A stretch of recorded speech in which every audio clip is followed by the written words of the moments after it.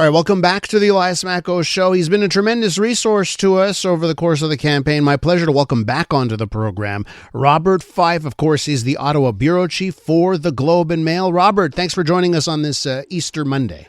You're welcome. So first things first, let's talk platforms and let's talk money because the Liberals unveiled a $130 billion platform, bringing their total planned spending to $225 billion over 4 years. First things first, Robert, I mean, listen, the Conservatives haven't released a platform, so maybe a bit of this criticism is unfair. But what did you make of just the monster dollar signs attached to this Liberal platform unveiled? Yeah, look, both parties have been unveiling a lot of very expensive promises during this election campaign. At least the Liberals have put out a costed platform. It was getting a little too late. I mean, to release it on the Easter weekend is, to me, not a proper. I think Canadians should have had that platform at least by last week. And of course, they've made a lot of promises, and the expenses are going up.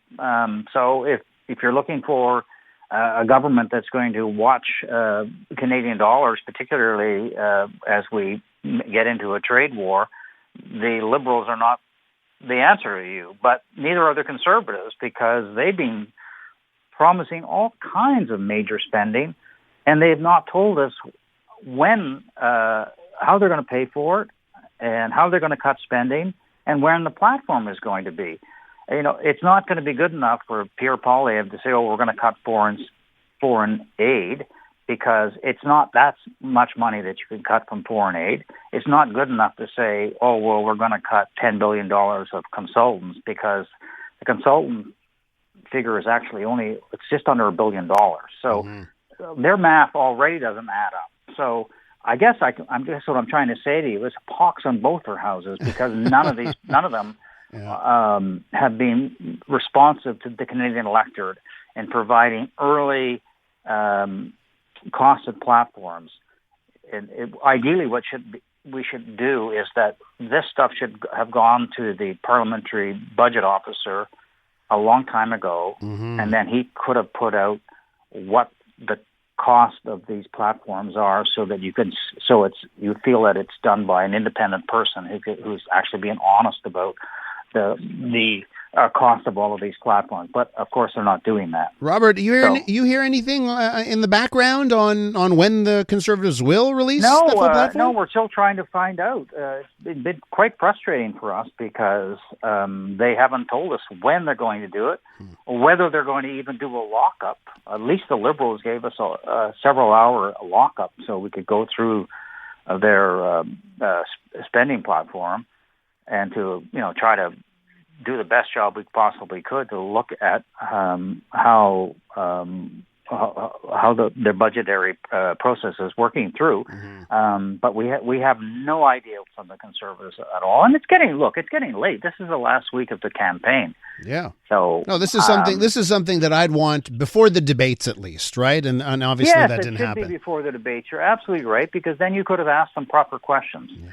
There's no excuse for this, and both parties, I really feel, are letting down voters by not providing this information before the election campaign. Well, let me tell you, Robert, let me throw it at you this way, because if we look at advanced polls, like the early returns from the advanced polling, Elections Canada say record high, right? 2 million on just that first day.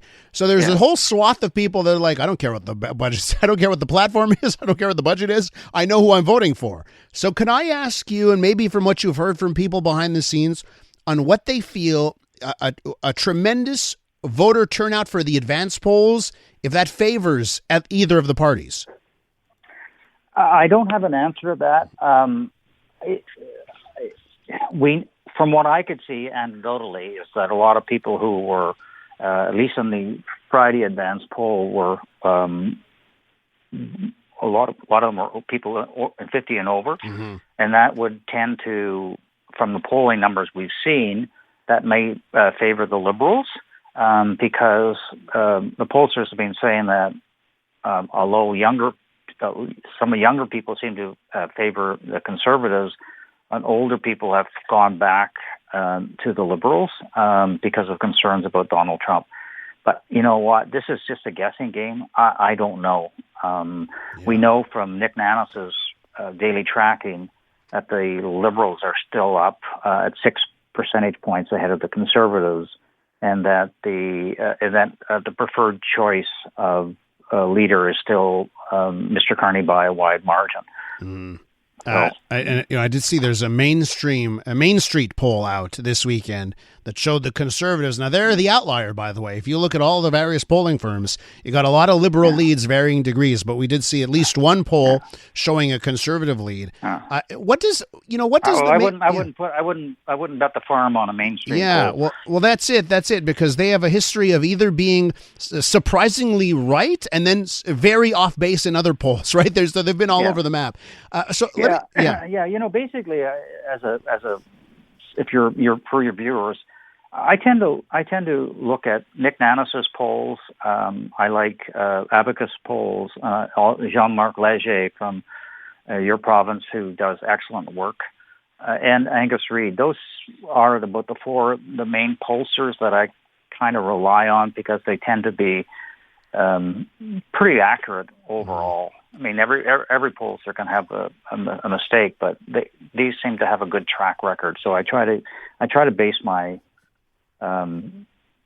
comfort level on pollsters who you feel have a track record of being consistently right. Robert, with a week left here, I want to know what you are tracking for your reporting over the last week of the campaign, and perhaps if where the leaders are today, and they're all over the country, Toronto for Pierre Poilievre, out east in Prince Edward Island for Mark Carney to start the day, and then Jagmeet Singh's in Vancouver. Maybe what their week looks like. What does that say to you about the campaign? Well, this is the thing this is when we're getting down to the real race. And so when you should look at what ridings they're going into. If the Liberals are going into Liberal ridings, then that means that they're concerned. They have to go in and prop up a candidate. But if Liberals are going into Conservative ridings, that means that they feel that they're going to take Conservative ridings, and the same thing will be the case for the Conservatives. If they're going into Liberal riding, their polling tells them that they have a very, very good chance of winning that riding, which is why they're going into it. And in the case of somebody like Mr. Singh, you'll probably see him going into NDP ridings to try to save the furniture, for example.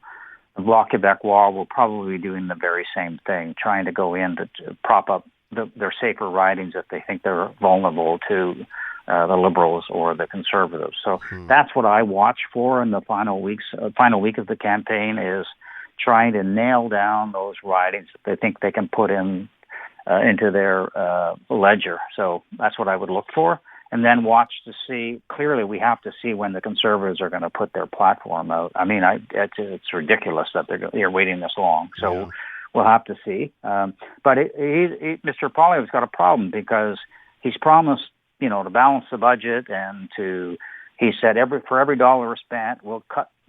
Well, that's not possible. So it'll be very interesting to see the magic that he's going to try to perform. Yeah, there's so much magical thinking money-wise, right? Operational expenses versus the other expenses, and then look, it's like you going to your wife and saying, well, honey, my beer money is operational expenses. Yeah. No, totally. And then, of course, if you're Pierre Poilievre, he's announced, he's promised a huge tax cut.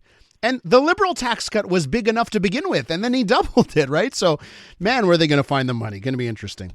Robert, got to leave it there. Thanks so much. Okay. Thanks. Bye. That's Robert Fife, Ottawa Bureau Chief for the Globe and Mail.